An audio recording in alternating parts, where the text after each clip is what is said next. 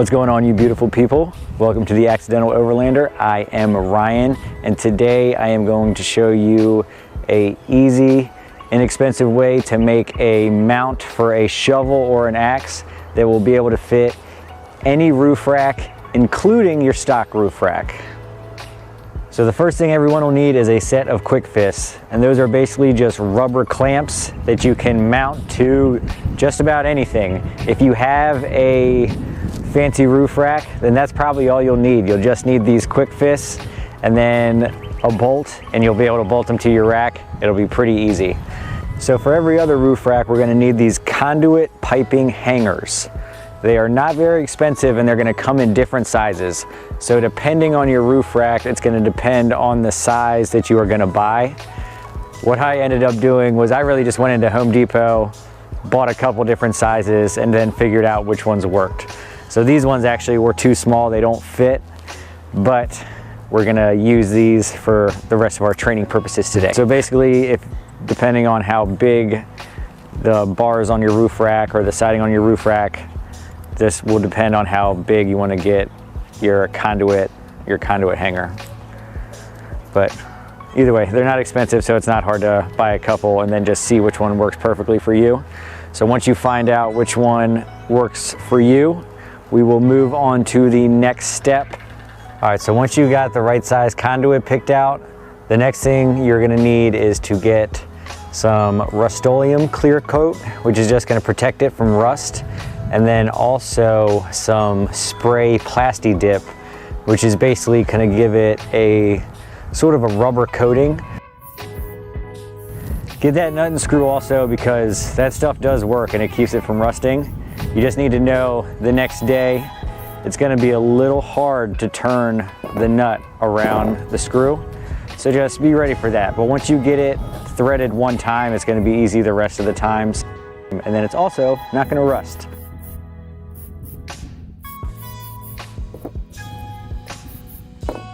Which is sort of just gonna kind of give it a rubber coating. So it'll protect it and give it more grip. So when you're putting it on a metal roof rack, it's gonna slip less and grip more and just look a little better also.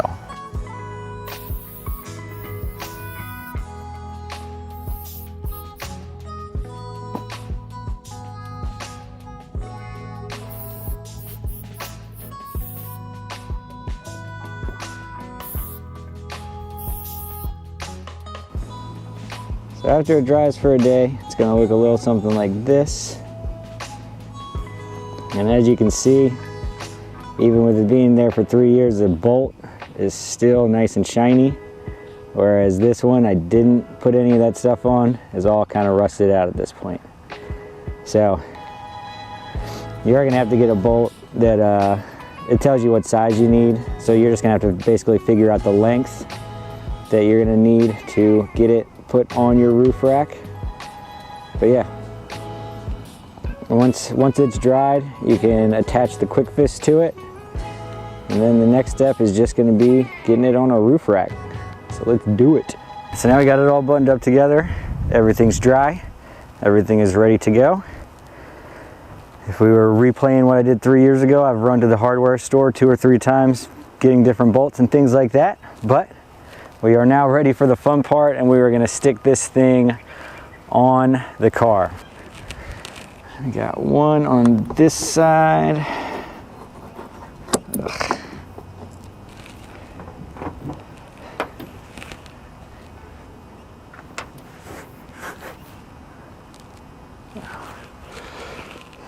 One over here, right?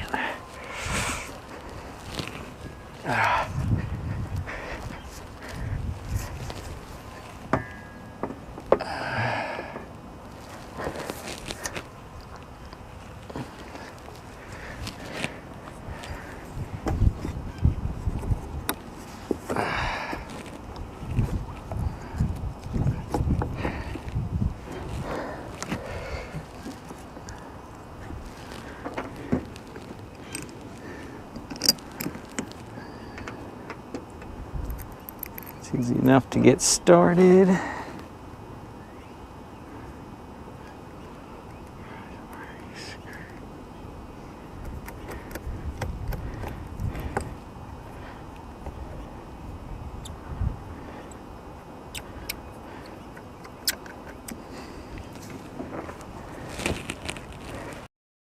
All right, so I just want to make sure before I get it all the way tightened down that I got it the right distance.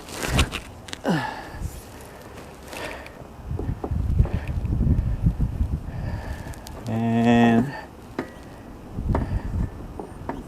I'd say that would about work. I'll move this in a little bit. I'd say that would about work.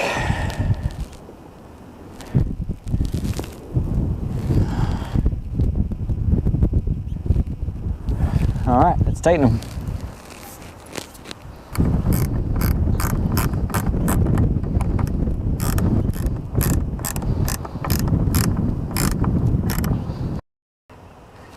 This is kind of what your finished product looks like for a regular roof rack. If you had a piping roof rack, it'd be the same thing. It'd probably be even easier. So let's test them out.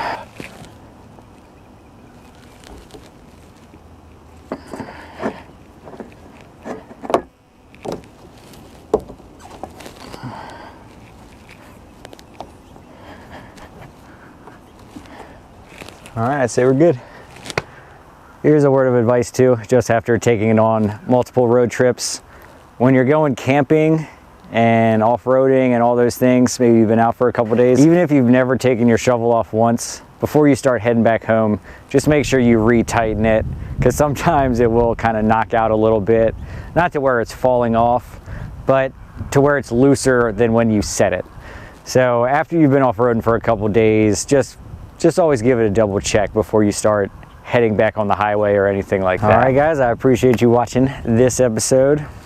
That's gonna about wrap it up for this mount that I made. It was one of the first things I ever did when I started camping and overlanding, was make sure I didn't have to put the shovel in with the car. So it's pretty cool. It's lasted for a very long time. It's holding up, so it does work.